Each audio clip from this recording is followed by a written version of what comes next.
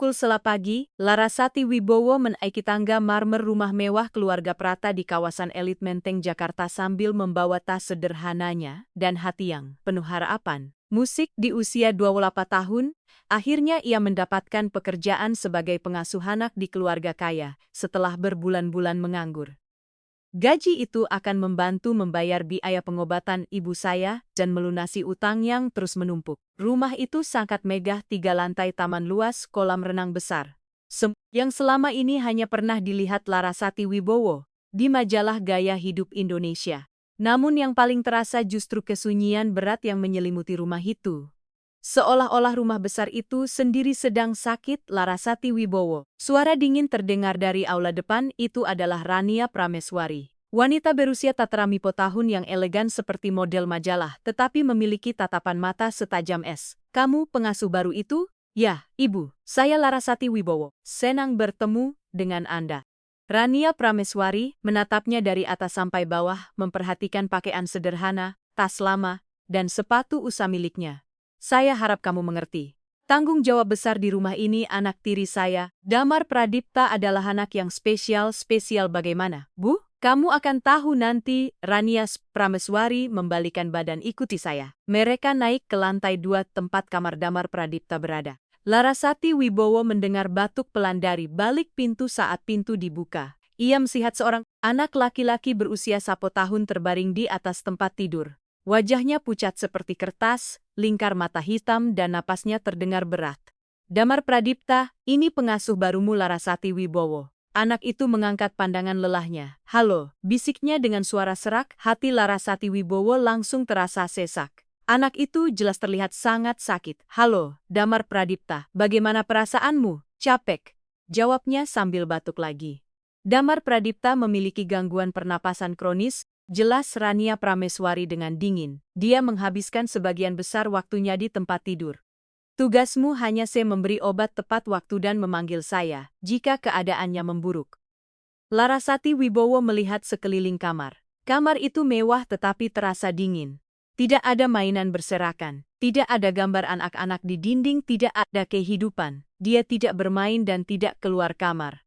Dokter mengatakan lebih baik dia banyak istirahat. Sedikit aktivitas saja bisa memperburuk kondisinya. Ada sesuatu yang terasa aneh bagi Larasati Wibowo. Tetapi ia tidak bertanya lebih jauh di hari pertama. Dia mana ayahnya? Arya Pradipta sering bepergian untuk urusan bisnis. Dia datang kalau sempat. Rania Prameswari menyerahkan daftar jadwal obat. Ini jadwal obatnya, ikuti persis seperti tertulis.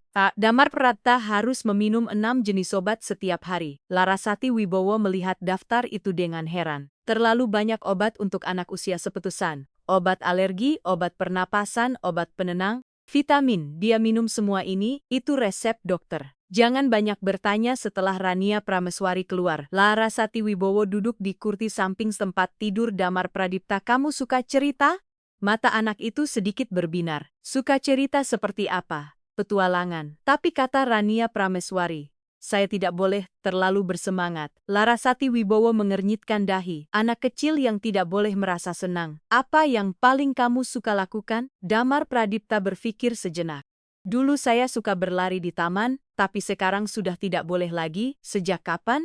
Sejak Rania Prameswari tinggal di sini. Dia bilang dokter mengatakan itu berbahaya. Perasaan aneh mulai muncul di hati Larasati Wibowo. Sudah berapa lama dia tinggal di sini? Sekitar 2 tahun. Sejak ibu saya meninggal. Ibumu meninggal. Wajah Damar Pradipta langsung sedih. Kecelakaan mobil. Setelah itu, ayah sangat sedih dan Rania Prameswari datang untuk mengurus kami. Kini Larasati Wibowo mengerti. Rania Prameswari hanyalah pasangan baru ayahnya, bukan ibu kandungnya. Dan dari sikapnya, wanita itu tampaknya tidak memiliki kasih sayang tulus pada anak itu. Sepanjang hari pertama, Larasati Wibowo memperhatikan semuanya dengan teliti. Damar Pradipta memang terlihat sakit. Batuk terus-menerus, sesak napas, sangat lelah. Tetapi ada saat-saat ketika anak itu tanpa ingin bermain dan ingin keluar dari tempat tidur lalu menahan dirinya sendiri. Damar Pradipta, apakah kamu merasa sakit di bagian tubuh tertentu? Tidak. Saya hanya sangat lelah setelah minum obat. Kalimat itu menarik perhatian Larasati Wibowo. Setelah minum obat ia Sebelum minum obat kadang saya mersasa lebih baik, tapi setelah itu saya jadi sangat mengantuk. Kata Damar Pradipta pelan. Soris harinya Rania Prameswari datang membawa nampan penuh obat-obatan. Waktunya minum obat, Damar Pradipta. Larasati Wibowo memperhatikan saat wanita itu menyiapkan pil dan sirup, wajah Damar Pradipta langsung murung. Boleh tidak hari ini saya tidak minum? Saya merasa lebih baik. Tentu tidak, jawab Rania Prameswari dengan tegas. Dokter bilang kamu harus minum setiap hari. Kalau tidak kamu bisa mengalami serangan. Damar menelan semua obat dengan patuh. Tetapi Larasati Wibowo melihat anak itu langsung menjadi lebih lemas dan tidak bersemangat beberapa menit kemudian. Malam itu ketika sedang merapikan kamar, Larasati Wibowo tidak sengaja menjatuhkan remote televisi yang menggelinding ke bawah tempat tidur. Saat ia membungkuk untuk mengambilnya, cahaya senter ponselnya menyorot sesuatu yang aneh. Di bawah tempat tidur Damar Pradipta, ada sebuah kotak tersembunyi. Dengan penasaran, ia menarik kotak itu keluar, lalu membukanya. Di dalamnya terdapat banyak botol obat kosong. Tetapi bukan obat yang biasa diminum Damar Pradipta. Nama-namanya berbeda dan sebagian besar adalah obat penenang serta obat penidur kuat. Tubuh Larasati Wibowo langsung terasa dingin. Mengapa Rania Prameswari menyembunyikan botol-botol obat penenang di bawah tempat tidur seorang anak kecil? Ia mengambil salah satu botol dan membaca labelnya. Dia spam untuk orang dewasa. Botol lain bertuliskan Lorazepam dengan tanda obat keras. Semua itu adalah obat yang sangat berbahaya bagi anak-anak. Tiba-tiba terdengar langkah kaki di lorong. Dengan cepat Larasati Wibowo mendorong kembali kotak itu ke bawah tempat tidur lalu berpura-pura membetulkan selimut Damar Pradipta. Rania Prameswari muncul di depan pintu. Apa yang sedang kamu lakukan? Hanya merapikan kamar, jawab Larasati Wibowo sambil berusaha terdengar tenang. Rania Prameswari menatap curiga. Damar Pradipta sudah tidur? Iya. Dia langsung tertidur setelah minum obat bagus. Kamu bisa pulang sekarang. Besok datang lagi. Pukul 10 pagi. Dalam perjalanan pulang, Larasati Wibowo terus memikirkan apa yang baru ditemukan. Obat penenang tersembunyi di bawah tempat tidur. Damar Pradipta selalu mengantuk. Setelah minum obat dan anak itu tampaknya sehat sebelum Rania Prameswari datang ke rumah itu, sebuah kecurigaan mengerikan mulai terbentuk di pikirannya. Hari kedua, Larasati Wibowo datang dengan tekad untuk mengamati lebih teliti. Ia mencatat jam minum obat Damar Pradipta dan reaksi tubuhnya selalu sama. Tidak lama setelah minum obat, anak itu menjadi sangat mengantuk dan tidak bersemangat. Damar Pradipta tanya Larasati Wibowo saat mereka sedang sendirian. Apa kamu ingat bagaimana perasaanmu sebelum mulai minum obat-obatan ini? Anak itu berpikir sejenak. Sepertinya lebih baik saya bisa berlari dan bermain. Tapi Rania Prameswari bilang saya sebenarnya sakit dan saya tidak sadar. Dan kapan kamu berhenti berlari? Sejak mulai minum obat, Rania Prameswari bilang, kalau saya berlari, saya bisa meninggal. Kemarahan mulai tumbuh di dada Larasati Wibowo. Damar Pradipta, maukah kamu mencoba tidak meminum beberapa obat hari ini? Hanya untuk melihat bagaimana perasaanmu. Anak itu tampak takut. Rania Prameswari akan marah. Dia tidak perlu tahu. Kalau kamu merasa tidak enak badan, kita langsung kasih obat lagi. Damar Pradipta berpikir sebentar lalu mengangguk pelan. Ketika Rania Prameswari datang membawa nampan obat, Larasati Wibowo sengaja mengalihkan perhatian wanita itu. Ibu, boleh saya bertanya soal makanan untuk Damar Pradipta? Saya rasa mungkin dia perlu makanan yang lebih bergizi. Saat Rania Prameswari sibuk menjelaskan soal makanan, diam-diam Larasati Wibowo menuangkan setengah obat cair ke tanaman di samping tempat tidur.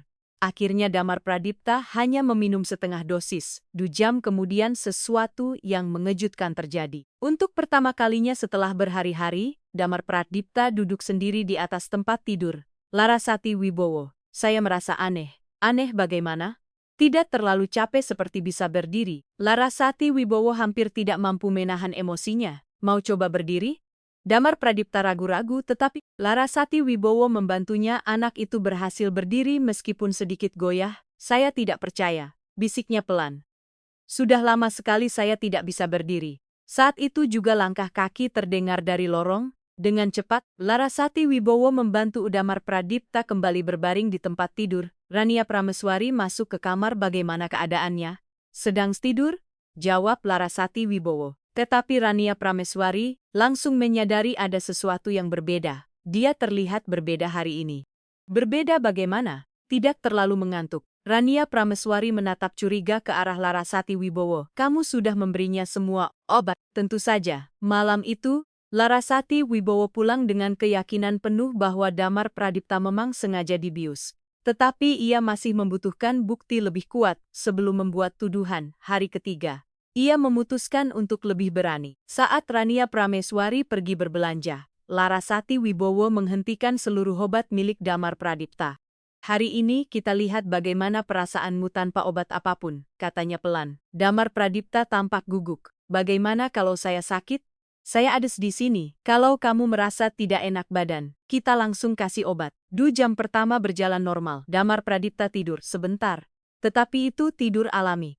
Bukan tidur berat seperti orang dibius. Pada jam ketiga, anak itu bangun dengan wajah jauh lebih segar. Larasati Wibowo, saya lapar.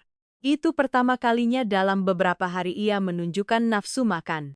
Larasati Wibowo pergi mengambil makanan dan ketika kembali ia menemukan Damar Pradipta duduk di tempat tidur sambil bermain mobil-mobilan yang selama ini terlupakan di atas meja. Damar Pradipta, kamu bermain?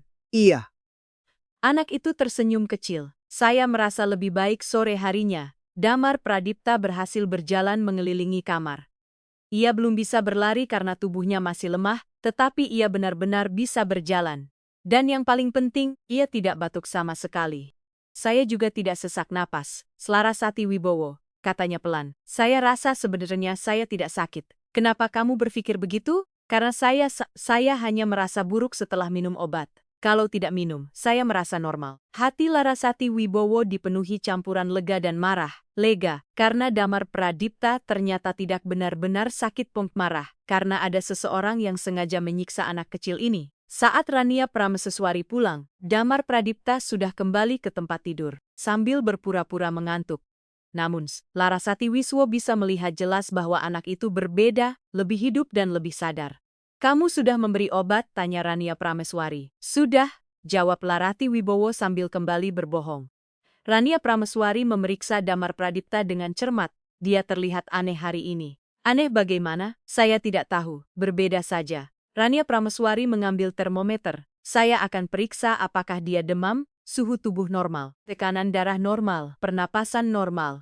Aneh sekali. Gumamnya pelan. Biasanya dia semakin lemah menjelang malam. Malam itu Larasati Wibowo mengambil keputusan besar. Ia akan menghadapi Rania Prameswari, tetapi sebelumnya ia membutuhkan bukti nyata. Ia memutuskan mengambil sampel obat untuk dianalisis. Hari keempat saat Rania Prameswari sedang sibuk menelepon, Larasati Wibowo mengambil sedikit sampel. Dari setiap obat yang seharusnya diminum Damar Pradipta, semua dimasukkan ke botol kecil lalu disembunyikan di dalam tas.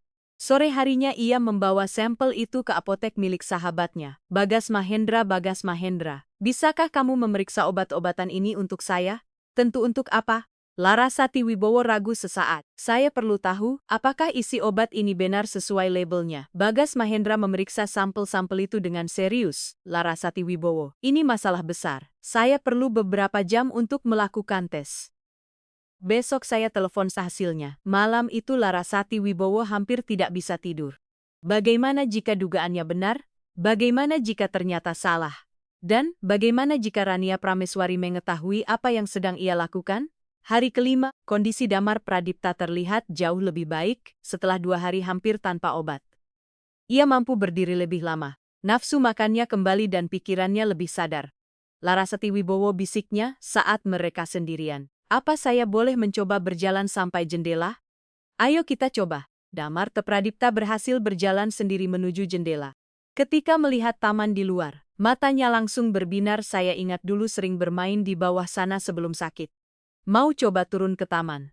Damar Pradipta tampak bersemangat. Tetapi juga takut. Bagaimana kalau Rania Prameswari tahu?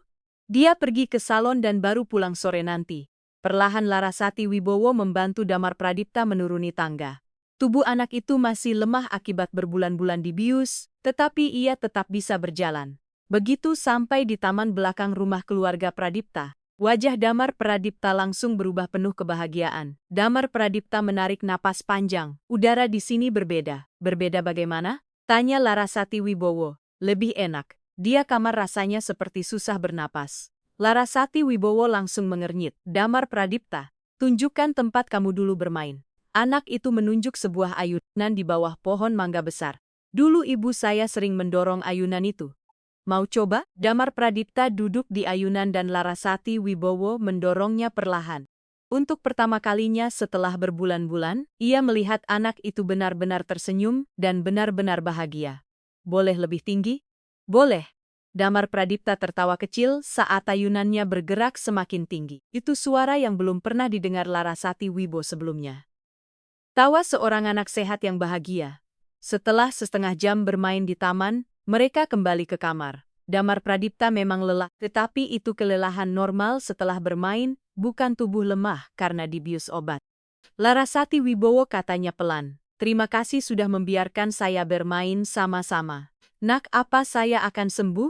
Larasati Wibowo menatap matanya dengan lembut. Menurut saya sebenarnya kamu sudah sembuh. Sore itu telepon Larasati Wibowo berdering. Itu dari Bagas Mahendra. Larasati Wibowo. Saya harus bicara desanmu sekarang juga. Apa yang kamu temukan? Hasil tes laboratorium. Kamu harus datang ke apotek sekarang.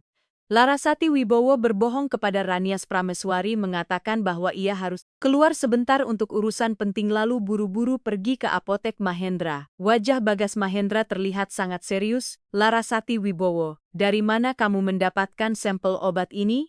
Kenapa? Karena setengah dari obat ini bukan isi yang tertulis di labelnya. Jantung Larasati Wibowo langsung berdebar kencang. Maksudmu? Bagas Mahendra menunjukkan hasil pemeriksaan laboratorium. Obat yang seharusnya bronkodilator untuk asma ini ternyata halopridol. Obat antipsikotik kuat yang biasa dipakai untuk menenangkan pasien agresif dan yang ini seharusnya vitamin C. Tetapi sebenarnya midazolam. Obat penenang yang dipakai saat operasi tubuh Larasati Wibowo langsung terasa mual. Dan yang lain semuanya obat penenang atau obat tidur yang disamarkan Larasati Wibowo. Ini peracunan. Siapa yang diberi obat ini? Anak usia 1 tahun. Wajah Bagas Mahendra langsung pucat. Ya Allah, ini bisa menyebabkan kerusakan saraf permanen. Siapa yang melakukan ini? Ibu tirinya. Kamu harus segera menghubungi polisi. Larasati Wibowo keluar dari apotek dengan hasil tes di tangan dan satu keyakinan besar. Rania Prameswari sedang meracuni Damar Pradipta secara perlahan dan sistematis. Tetapi kenapa? Dalam perjalanan kembali ke rumah keluarga Pradipta, ia menelepon ibunya. Ibu, ingat waktu dulu ibu bekerja sebagai pembantu rumah tangga di keluarga kaya? Ingat. Memangnya kenapa? Apa ibu pernah melihat ibu tiri yang membenci anak tirinya? Ibu Ratih Wibowo terdiam beberapa saat. Larasati Wibowo, sebenarnya kamu mau bilang apa? Menurut ibu, apa mungkin seorang ibu tiri tega menyakiti anak kalau itu menguntungkan dirinya?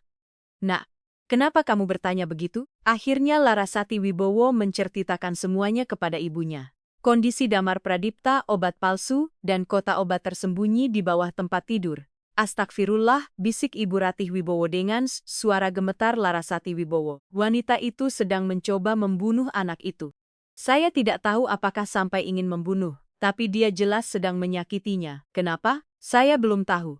Tapi saya akan mencari tahu. Hati-hati. Nak, orang seperti itu berbahaya. Saya tahu, Bu. Tapi saya tidak bisa meninggalkan anak itu. Saat kembali ke rumah keluarga Pradipta, Larasati Wibowo mendapati Rania Prameswari dalam keadaan marah. Dari mana saja kamu? Saya keluar sebentar untuk urusan penting tanpa izin. Maaf. Rania Prameswari menatap curiga. Damar Prata terlihat berbeda hari ini. Dia jauh lebih sadar. Mungkin karena dia tidur lebih nyenyak. Tidur nyenyak? Rania Prameswari mengernyit. Dia biasanya tidak pernah tidur nyenyak siang hari. Obat-obatan itu selalu membuatnya mengantuk. Saat itu Larasati Wibowo sadar bahwa ia hampir melakukan kesalahan. Mungkin obatnya bekerja lebih kuat hari ini atau mungkin dia tidak meminumnya dengan benar. Rania Prameswari melangkah mendekat. Larasati Wibowo, kamu benar-benar memberi semua obat tepat waktu. Tentu saya selalu mengawasinya.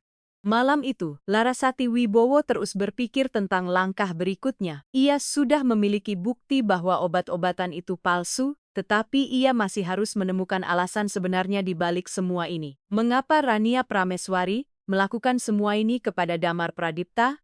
Pertanyaan itu terus menghantui pikiran Larasati Wibowo hingga ia memutuskan untuk menyelidiki lebih dalam lagi. Hari ke-6, Rania Prameswari terus mengawasi gerak-gerik Larasati Wibowo sepanjang hari, sehingga ia tidak punya kesempatan mengurangi dosis obat. Akibatnya, Damar Pradipta kembali menjadi sangat mengantuk dan lemas. Namun ketika Rania Prameswari sedang sibuk menerima telepon, anak itu berbisik pelan kepada Larasati Wibowo. "Saya merasa tidak enak lagi. Saya tahu, nak, kita akan menyelesaikan ini. Janji saya." Janji. Sore harinya Arya Pradipta, ayah Damar Pradipta, akhirnya pulang dari perjalanan bisnis. Itu pertama kalinya Larasati Wibowo melihatnya secara langsung. Pria berusia sekitar 30 tahun itu berpakaian rapi dan elegan, tetapi wajahnya terlihat lelah dan penuh tekanan. "Bagaimana keadaan Damar Pradipta?" tanyanya kepada Rania Prameswari. "Masih sama seperti biasa, sakit tapi stabil." Arya Pradipta langsung naik ke kamar anaknya. Larasati Wibowo memperhatikan interaksi mereka dengan saksama. "Ayah," kata Damar Pradipta dengan suara lemah. "Halo nak, bagaimana keadaanmu?" "Capek." Arya Pradipta menyentuh dahi anaknya yang masih tampak kesulitan bernapas.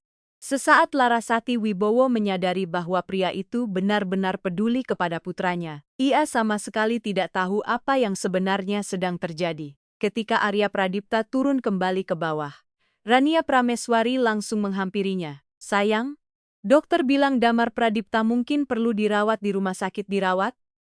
Kenapa?"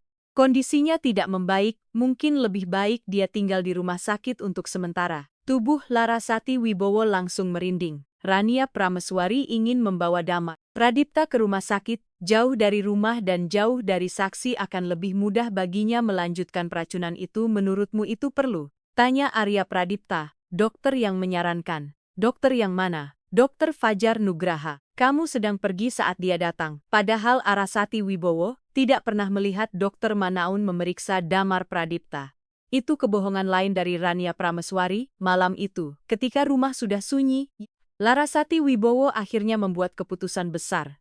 Ia akan menghadap Rania Prameswari, tetapi terlebih dahulu ia harus memastikan Damar Pradipta aman. Ia turun ke dapur dan menemukan Rania Prameswari sedang menyiapkan obat untuk esok hari. "Rania Prameswari," kata Larasati Wibowo pelan. "Saya perlu bicara." "Tentang apa?" Larasati Wibowo menarik napas dalam-dalam. "Tentang obat-obatan milik Damar Pradipta." Tangan Rania Prameswari langsung berhenti bergerak. "Memangnya kenapa?" "Saya tahu apa yang sedang Anda lakukan." Suasana langsung menjadi sangat sunyi. Perlahan Rania Prameswari membalikkan tubuhnya. "Apa maksudmu?" "Saya tahu obat-obatan itu palsu. Saya tahu Anda sedang membius Damar Pradipta." Wajah Rania Prameswari langsung pucat. Tetapi ia berusaha menyangkal. "Kamu sudah gila? Saya punya hasil laboratorium yang membuktikannya." "Haloperidol midazolam. Obat penang yang tidak seharusnya diberikan kepada anak kecil." Tatapan Rania Prameswari berubah penuh kebencian. "Kamu tidak bisa membuktikan apa-apa." "Saya bisa dan saya akan membuktikannya." Rania Prameswari tertawa dingin. "Siapa yang akan percaya padamu? Pengasuh miskin melawan saya. Arya Pradipta akan percaya saat tahu kebenarannya. Arya Pradipta mencintai saya dan mempercayai saya sepenuhnya. Dia juga mencintai anaknya dan dia tidak akan pernah tahu." Rania Prameswari melangkah mendekat dengan tatapan mengancam. "Dan kamu juga tidak akan memberitahunya." "Saya seakan memberitahu semuanya." "Tidak, kamu tidak akan sempat." Tiba-tiba, Rania Prameswari membuka laci dapur dan mengambil pisau dapur besar. "Karena kamu akan mengalami kecelakaan." Larasati Wibowo mundur ketakutan. "Rania Prameswari, jangan lakukan ini. Seharusnya kamu diam saja dan tidak ikut campur. Kenapa Anda melakukan semua ini pada Damar Pradipta?" Rania Prameswari tersenyum dingin. "Karena bocah itu adalah satu-satunya penghalang antara saya dan warisan milik Arya Pradipta." "Warisan Arya Pradipta sangat kaya." Larasati Wibowo, dalam surat wasiatnya sekarang, semua harta akan jatuh kepada Damar Pradipta saat dia berusia 13 tahun. Saya hanya mendapat bagian kecil. Saat itu Larasati Wibowo akhirnya mengerti semuanya. "Jadi, Anda ingin membunuh Damar Pradipta demi uang?" "Bukan membunuh, membuatnya cacat permanen. Kalau dia mengalami kerusakan saraf permanen, dia tidak akan bisa mewarisi apapun. Hak perwaliannya akan jatuh kepada saya." "Anda monster, saya cerdas." Arya Pradipta tidak akan pernah mencurigai bahwa istrinya yang tanpa penuh kasih sebenarnya sedang meracuni anak tirinya sendiri. Tiba-tiba Rania Prameswari menyerang dengan pisau. Tetapi Larasati Wibowo bergerak lebih cepat. Ia mengambil panci besar di meja dapur lalu memukul kepala Rania Prameswari sekuat tenaga. Wanita itu jatuh ke lantai dalam keadaan sempoyongan. Larasati Wibowo langsung berlari menuju kamar Damar Pradipta. Damar Pradipta, bangun. Anak itu membuka matanya dengan susah payah. Larasati Wibowo, kita harus pergi dari sini sekarang juga. Kenapa? Tanya Damar Pradipta dengan bingung. Nanti saya jelaskan, kamu masih bisa berjalan? Damar Pradipta bangkit dengan tubuh gemetar. Larasati Wibowo segera membantunya turun melewati tangga rumah mewah keluarga Pradipta. Saat mereka tiba di dapur, Rania Prameswari sudah bangun kembali dengan darah mengalir dari dahinya. Kalian tidak akan bisa keluar dari rumah ini, teriaknya sambil menggenggam pisau dapur. Larasati Wibowo langsung mengangkat Damar Pradipta ke dalam pelukannya dan berlari menuju pintu depan. Rania Prameswari mengejar mereka sambil membawa pisau. Begitu sampai di taman depan rumah, Larasati Wibowo berteriak sekuat tenaga, "Tolong kami." Lampu rumah para tetangga langsung menyala satu persatu. Rania Prameswari berhenti sejenak saat sadar dirinya sudah menarik perhatian banyak orang. "Ini belum selesai," bisiknya, penuh kebencian. Larasati Wibowo berlari membawa Damar Pradipta menuju rumah tetangga lalu mengetuk pintu. Dengan panik, "Tolong bantu kami. Ada wanita yang mencoba menyakiti kami." Pintu dibuka oleh Pak Surya Hadi yang tampak terkejut. "Ada apa ini? Tolong hubungi polisi sekarang juga." Sambil menunggu polisi datang, Larasati Wibowo menelepon Arya Pradipta. "Pak Arya Pradipta, ini saya Larasati Wibowo, pengasuh Damar Pradipta. Bapak harus segera pulang." "Apa? Kenapa? Apa yang terjadi?" "Istri Bapak sedang meracuni anak Bapak." Beberapa detik hening terdengar dari seberang telepon. "Apa yang kamu katakan? Saya punya bukti." Obat yang diminum Damar Pradipta adalah obat penenang yang disamarkan. Rania Prameswari sedang mencoba menyebabkan kerusakan saraf permanen pada dirinya. "Itu tidak mungkin. Pak Arya Pradipta, lihat keadaan anak Bapak sekarang. Sudah beberapa hari dia hampir tidak minum obat dan kondisinya jauh lebih baik." Arya Pradipta terdiam beberapa saat. Damar Pradipta membaik, sangat membaik. Dia bisa berjalan, bermain, dan kesadarannya kembali normal. "Saya akan pulang sekarang juga." Polisi tiba sekitar 15 menit kemudian. Larasati Wibowo menceritakan semuanya. Obat palsu, kotak tersembunyi di bawah tempat tidur, dan pengakuan Rania Prameswari tentang warisan keluarga. "Dia mana buktinya?" tanya Komisaris Ajeng Wulandari. Larasati Wibowo menunjukkan hasil pemeriksaan laboratorium obat. "Ini hasil analisis yang membuktikan obat-obatan itu palsu." Ketika polisi masuk rumah keluarga Pradipta, mereka menemukan Rania Prameswari sedang mencoba menghancurkan barang bukti. Wanita itu membakar botol-botol obat penenang kosong yang sebelumnya disembunyikan di bawah tempat tidur Damar Pradipta. "Rania Prameswari, Anda ditangkap atas tuduhan percobaan pembunuhan terhadap anak, pemalsuan obat, dan kekerasan terhadap anak," kata Komisaris Ajeng Wulandari dengan tegas. "Ini semua salah paham," teriak Rania Prameswari panik. "Pengitu mengarang semuanya, barang bukti berbicara sendiri," jawab sang komisaris sambil menunjukkan botol obat dan hasil laboratorium. Arya Pradipta tiba tepat saat Rania Prameswari dibawa masuk ke mobil polisi. Ia menatap Damar Pradipta yang berada di pelukan Larasati Wibowo dan tidak percaya dengan apa yang dilihatnya. "Ayah," kata Damar Pradipta pelan, "saya merasa lebih baik Larasati Wibowo yang membantu saya." Arya Pradipta mendekat dengan mata berkaca-kaca. Anak itu tidak lagi pucat, tidak batuk, dan terlihat sadar sepenuhnya. "Larasati Wibowo," katanya dengan suara gemetar. "Apa sebenarnya yang terjadi di rumah ini?" Larasati Wibowo menceritakan semuanya sejak hari pertama, kecurigaannya, hasil tes obat, hingga rencana jahat Rania Prameswari. Dia menginginkan warisan keluarga, jelasnya.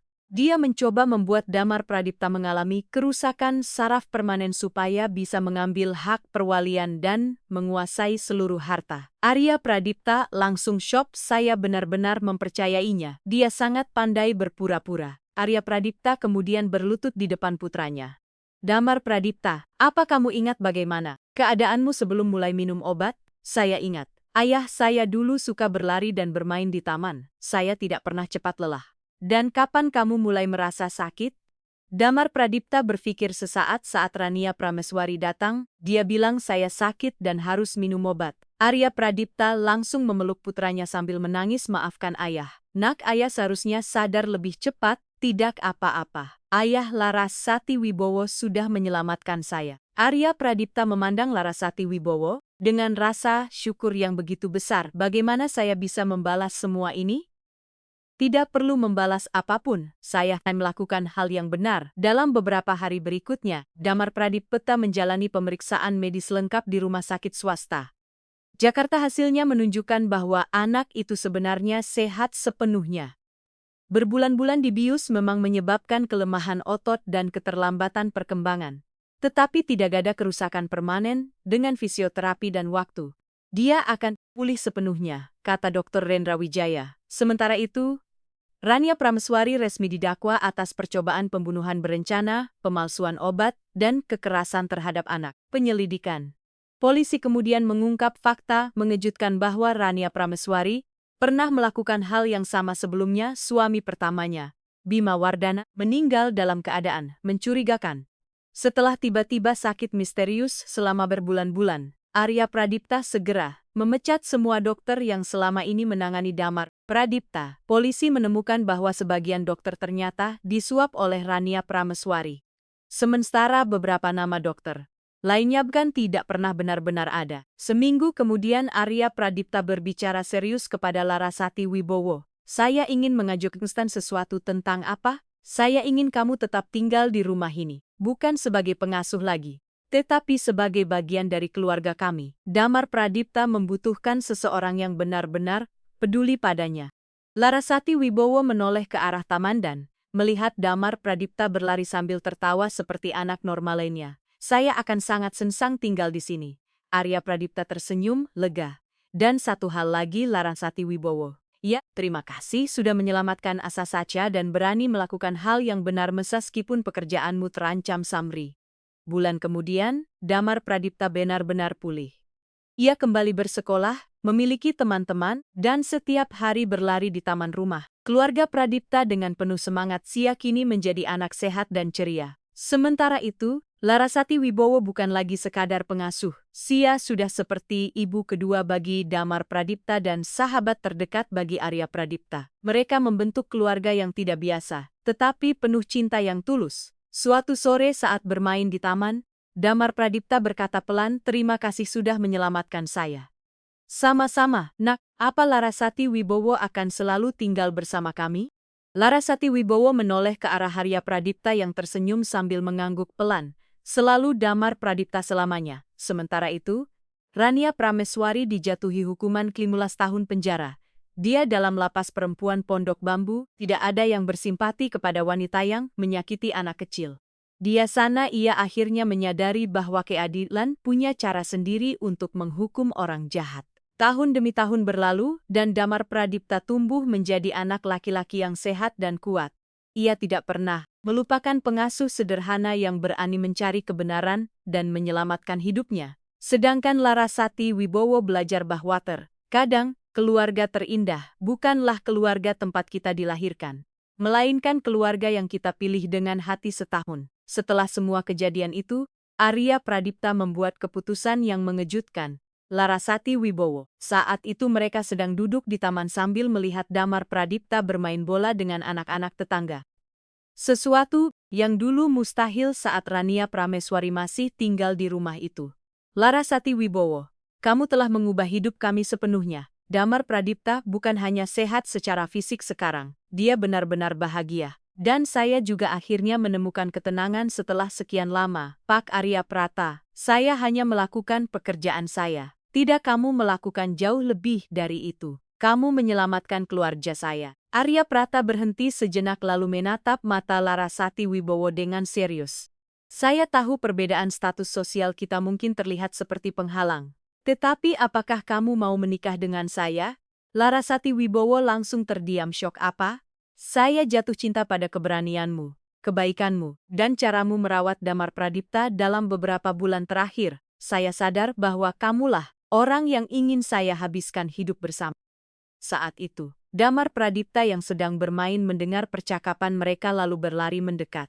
Ayah mau menikah dengan Larasati Wibowo.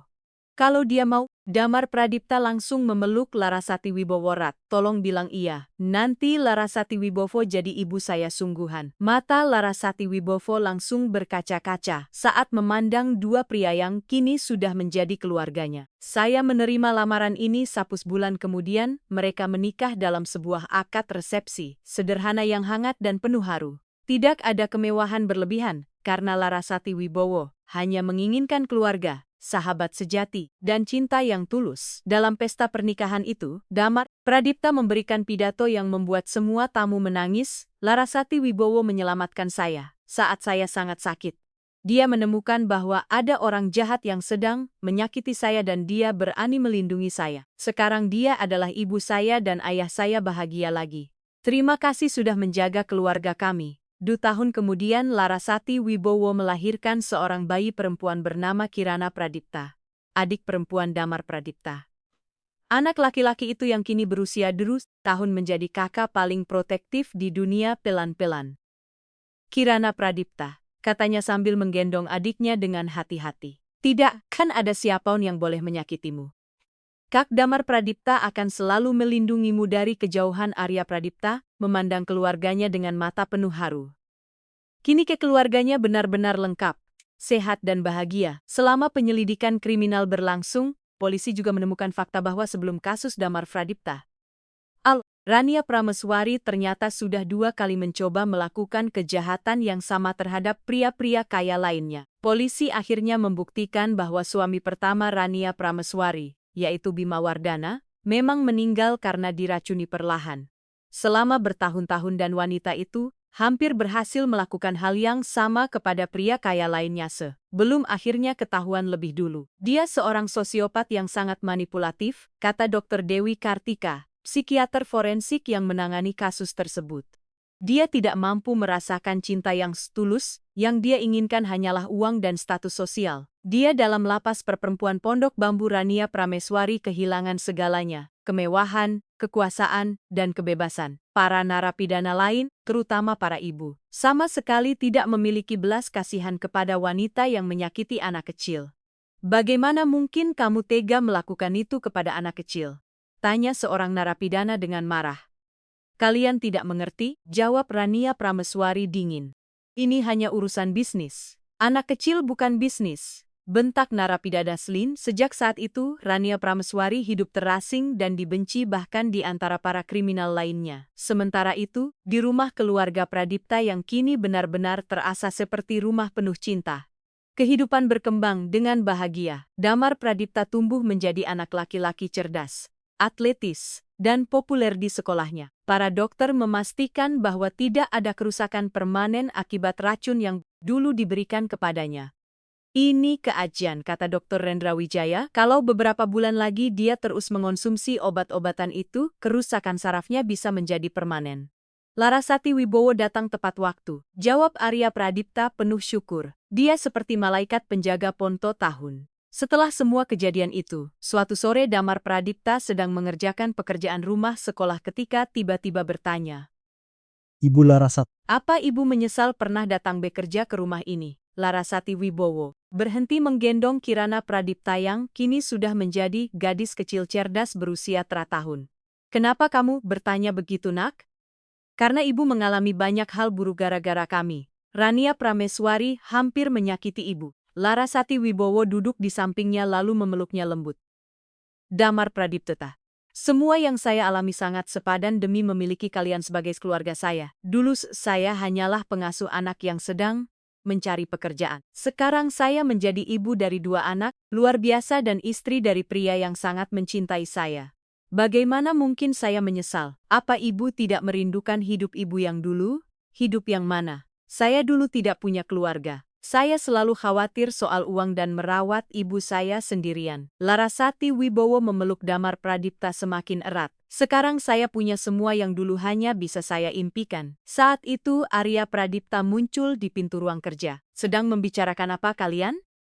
Damar Pradipta khawatir saya menyesal. Datang ke rumah ini, Arya Pradipta duduk bersama mereka lalu berkata dengan serius. Sus Damar Pradipta, Ibu kamu adalah orang paling berani yang pernah ayah kenal. Dia mempertaruhkan semuanya demi melindungimu. Saya tahu, ayah.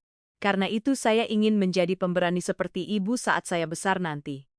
Larasati Wibowo tersenyum bangga. Kamu sendiri sudah sangat berani. Kamu percaya kepada saya saat saya bilang bahwa kamu sebenarnya tidak sakit. Itu keberanian besar untuk anak kecil. Tiba-tiba Kirana Pradipta berlari masuk sambil tertawa kecil. Ibu-ibu, Kak Damar Pradipta.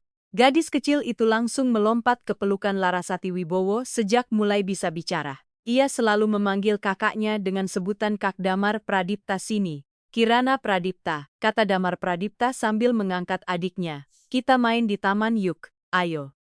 Mereka berdua langsung berlari keluar menuju taman belakang rumah. Setelah anak-anak pergi, Arya Pradipta duduk di samping Larasati Wibowo. Kamu bahagia? Saya sangat bahagia. Kenapa bertanya begitu? Kadang saya takut kamu sebenarnya belum benar-benar bahagia. Kisah kita dimulai dengan begitu menyakitkan. Larasati Wibowo memandang keluar jendela, melihat anak-anak bermain di taman yang dulu bahkan tidak boleh diinjak oleh Damar Pradipta. Arya Pradipta, tahu kapan saya sadar bahwa saya mencintaimu?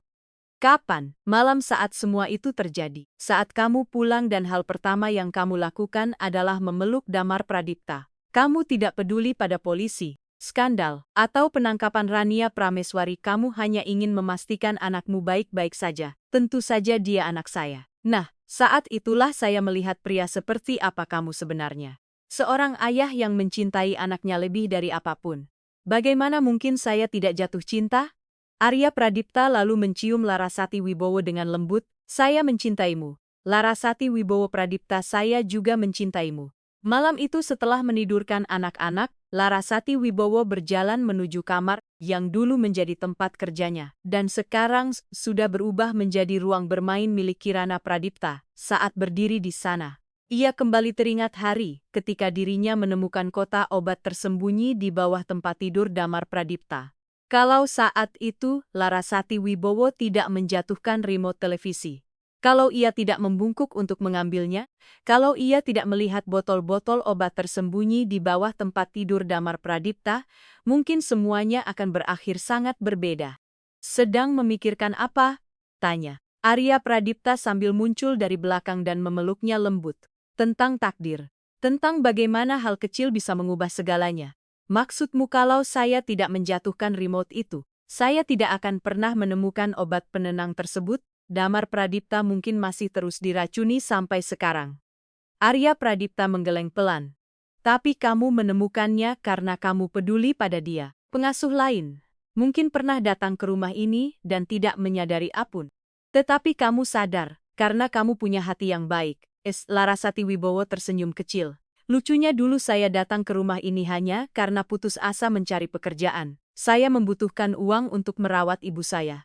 Saya pikir, saya hanya akan bekerja beberapa bulan, lalu mencari pekerjaan yang lebih baik, tetapi akhirnya, saya justru menyelamatkan seorang anak dan menemukan keluarga. Arya Pradipta memeluknya dari belakang dengan hangat. Hidup bukan aneh, hidup itu adil.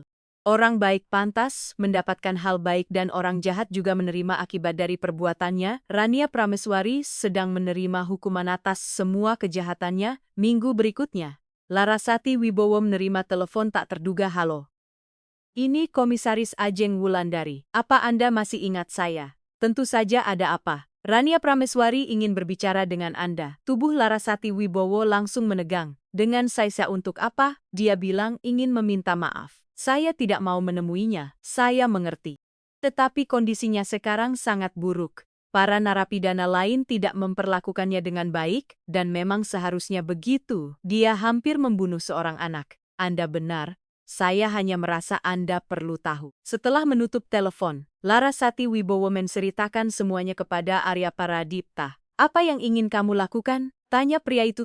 Tidak ada. Saya tidak ingin melihat wanita itu lagi seumur hidup saya. Kamu yakin kadang memaafkan lebih membantu orang yang memaafkan daripada orang yang dimaafkan? Larasati Wibowo berpikir beberapa saat sebelum menjawab pelan. Saya sudah memaafkannya di hati saya. Tetapi itu tidak berarti saya harus bertemu dengannya lagi. Ada luka yang bisa dimaafkan, tetapi tidak bisa dilupakan. Arya Pradipta mengangguk setuju. Kamu benar. 2 bulan kemudian, Komisaris Ajeng Wulandari kembali menelepon Larasati Wibowo. Rania Prameswari meninggal di penjara. Bagaimana bisa perkelahian dengan narapidana lain? Dia terus memprovokasi dan mengatakan dirinya lebih baik dari yang lain karena punya uang. Kemarin semuanya lepas kendali, hati Larasati Wibowo dipenuhi campuran rasa lega dan sedih. Sesedih juga, dia sebenarnya bisa memilih hidup yang berbeda. Orang seperti dia jarang berubah. Tetapi setidaknya sekarang Damar Pradipta aman selamanya. Malam itu, Larasati Wibowo menceritakan kabar kematian Rania Prameswari kepada Arya Pradipta. "Apa yang kamu rasakan?" tanya suaminya pelan. Lega dan sedih sekaligus. Lega karena dia tidak akan pernah bisa menyakiti Damar Pradipta atau anak lain lagi. Sedih karena hidup seseorang akhirnya terbuang sia-sia. Dia memilih jalannya sendiri. Saat itu Damar Pradipta yang kini sudah berusia 12 tahun mendengar percakapan mereka. Ayah ibu Rania Prameswari meninggal. Anak-anak itu terdiam beberapa saat lalu berkata pelan, "Saya sedih untuk dia." Larasati Wibowo tampak terkejut. Kenapa? Karena sebenarnya dia bisa bahagia kalau memilih menjadi orang baik, tetapi dia memilih menjadi jahat dan akhirnya meninggal sendirian. Mata Larasati Wibowo langsung berkaca-kaca saat memeluk putranya. "Kamu punya hati yang sangat baik, Damar Pradipta. Saya belajar dari ibu tahun demi tahun berlalu." Damar Pradipta lulus SMA dengan nilai terbaik. Kirana Pradipta tumbuh menjadi gadis kecil yang pintar dan penuh kasih sayang. Sementara pernikahan Larasati Wibowo dan Arya Pradipta menjadi semakin kuat karena dibangun atas cinta dan rasa saling menghormati. Pada acara wisuda sekolah, Damar Pradipta terpilih menjadi perwakilan siswa untuk memberikan pidato. "Ketika saya berusia 10 tahun, saya hampir meninggal bukan karena penyakit, tetapi karena kejahatan seseorang yang seharusnya melindungi saya. Saya diselamatkan oleh seorang wanita sederhana yang berani mempertanyakan segalanya, berani menyelidiki, dan berjuang demi saya, meskipun harus mempertaruhkan hidupnya sendiri." Seluruh aula menjadi sunyi. Wanita itu mengajarkan kepada saya bahwa kepahlawanan bukan tentang kekuatan, super atau kekayaan. Kepahlawanan adalah melakukan hal yang benar meskipun sulit. Kepahlawanan adalah melindungi orang yang tidak mampu melindungi dirinya sendiri. Dan yang paling penting, kepahlawanan adalah cinta yang tulus. Setelah mengatakan itu, Damar Pradipta menatap ke arah Larasati Wibowo yang duduk di antara para tamu dengan mata penuh haru. "Ibu Kasih sudah menyelamatkan saya dan terima kasih karena telah mengajarkan bahwa keluarga bukan tentang hubungan darah, tetapi tentang memilih untuk saling mencintai setiap hari." Mata Larasati Wibowo langsung dipenuhi air mata haru. Arya Pradipta menggenggam tangannya erat lalu berbisik pelan, "Anak kita." "Iya, anak kita," jawab Larasati Wibowo sambil tersenyum. Setelah acara wisuda selesai, seorang wartawan bernama Maya Lestari mendekati mereka. "Ibu Larasati Wibowo Pradipta, bolehkah saya mewawancarai Anda tentang kisah hidup Anda?" "Untuk apa?" "Karena kisah Anda menginspirasi banyak orang, terutama pengasuh anak, asisten rumah tangga, dan orang-orang sederhana yang merasa terhubung dengan keberanian Anda." Larasati Wibowo tampak ragu. "Saya tidak tahu." Saat itu Damar Pradipta mendekat ibu. "Menurut saya ibu harus menceritakan kisah kita. Itu bisa membantu orang lain. Bagaimana caranya?" "Pengasuh lain bisa belajar memperhatikan tanda-tanda bahaya. Para orang tua bisa belajar mempercayai insting mereka. Dan anak-anak lain bisa tahu bahwa selalu ada seseorang yang bersedia melindungi mereka." Larasati Wibowo menoleh kepada Arya Pradipta yang mengangguk pelan mendukungnya. "Baiklah, saya akan memberikan wawancara." Beberapa hari kemudian, kisah itu dipublikasikan dan langsung viral di seluruh Indonesia. Judul berita "Pengasuh anak yang menyelamatkan nyawa seorang bocah kaya" dibagikan jutaan kali di media sosial. Ratusan komentar bermunculan. "Larasati Wibowo, Anda contoh keberanian sejati. Terima kasih sudah menunjukkan bahwa orang sederhana juga bisa melakukan hal luar biasa. Kisah Anda membuat saya tidak takut lagi mempertanyakan sesuatu yang terasa salah." Namun komentar yang paling menyentuh hati Larasati Wibowo datang dari seorang pengasuh anak di Jakarta. "Larasati Wibowo, karena kisah Anda, saya mulai memperhatikan anak yang saya rawat dengan lebih teliti. Saya menemukan bahwa ibu tirinya juga memberikan obat-obatan aneh. Saya berhasil menyelamatkan anak itu tepat waktu. Terima kasih sudah menginspirasi saya untuk berani." Damar Pradipta tersenyum bangga. Saat membaca komentar itu, lihat Bu, kisah kita sekarang menyelamatkan anak-anak lain juga. 5 tahun kemudian, Kirana Pradipta sudah berusia Waltan tahun, dan Damar Pradipta berusia 11 tahun sedang mempersiapkan diri masuk fakultas kedokteran. Kenapa memilih kedokteran? Tanya Larasati Wibowo suatu malam. Karena saya ingin membantu anak-anak yang mengalami hal seperti saya dulu. Saya ingin menjadi dokter anak dan belajar, mengenali tanda-tanda kekerasan terhadap anak. Ibu bangga sekali padamu. Saya juga bangga pada ibu karena ibu menyelamatkan saya dan mengajarkan saya menjadi orang baik. Suatu malam, Larasati Wibowo dan Arya Pradipta duduk di taman tempat semua kisah mereka dimulai. Taman yang dulu dilarang untuk diinjak oleh Damar Pradipta dan sekarang menjadi tempat ia berlasi bebas bersama Kirana Pradipta. Apa kamu pernah membayangkan hidup kita akan seperti ini? Tanya Arya Pradipta sambil memandang langit malam Jakarta. Tidak pernah. Saat pertama kali mengetuk pintu rumah ini untuk mencari pekerjaan, saya hanya ingin bertahan hidup 1 bulan lagi. Tetapi ternyata saya malah menyelamatkan kita semua. Kita saling menyelamatkan, jawab Arya Pradipta sebelum mencium istrinya lembut di bawah cahaya bintang. Saya mencintaimu, Larasati Wibowo, karena keberanianmu, kebaikanmu, dan kekuatanmu. Saya juga mencintaimu karena telah memberi saya keluarga, mempercayai saya, dan mencintai saya apa adanya. Kadang saya masih tidak percaya bahwa pengasuh sederhana seperti saya bisa memiliki hidup seindah ini. Karena kamu pantas mendapatkannya. Kamu memilih melakukan hal yang benar. Bahkan saat itu sangat sulit. Mereka lalu duduk diam sambil mendengar suara tawa Damar Pradipta dan Kirana Pradipta dari dalam rumah. Tahu tidak apa yang paling luar biasa, kata Larasati Wibowo pelan.